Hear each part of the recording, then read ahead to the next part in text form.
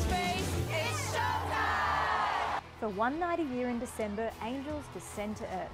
That's the narrative adopted by Victoria's Secret, one of the most successful and pervasive branding exercises in history. They're lean and leggy in lingerie, but the fantasy appears to be souring with consumers. I was in Hong Kong earlier this year. I bought a lovely Victoria's Secret bodysuit, and I think it is difficult when, you know, they have that on offer in their stores and it's a huge part of their profit. It really is. They're open about that. You know, they've spoken about the fact that, you know, their larges and extra larges do make up a large portion of their sales, otherwise they wouldn't make them. Fellow curve model and Aussie Robin Lawley has echoed the sentiment, recently launching a petition calling for a mass boycott of Victoria's Secret unless they market more of the body types they're selling to. Bella Management is Robin's agent in Australia. I think, you know, it's good to utilise your platforms and keep spreading that body positive message. There's a growing financial imperative too. LV Brands is the $9.5 billion company that owns Victoria's Secret, and the lingerie brand is its prize holding. Profit losses and extended clearance sales have dragged down LV's share price this year, with a slew of high-profile analysts pointing to the lingerie giant's marketing, which they described as increasingly poorly received.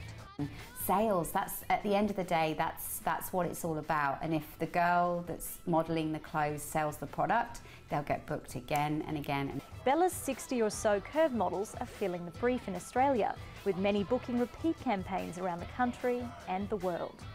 There's a lot of debate around what plus size or curve apparel actually is, and that's because there's no one standard system for sizing across global brands.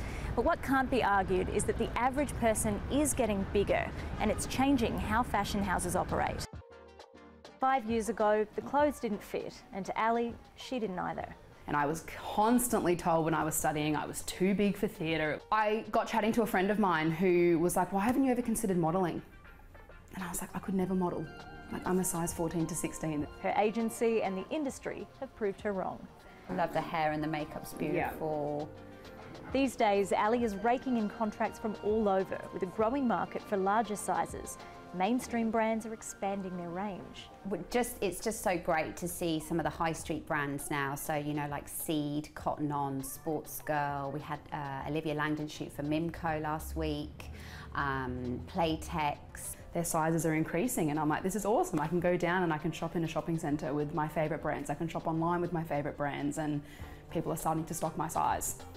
As a curvy consumer and model, Ali's asking for the same thing. Don't take away the girls on that runway, because they are amazing and they deserve to be there. They've all worked hard, and it would be really lovely if, you know, some of us here at the agency would be able to have our bucket list moment on that runway. Hoping the next time the angels come to Earth, they'll have some mortals with them.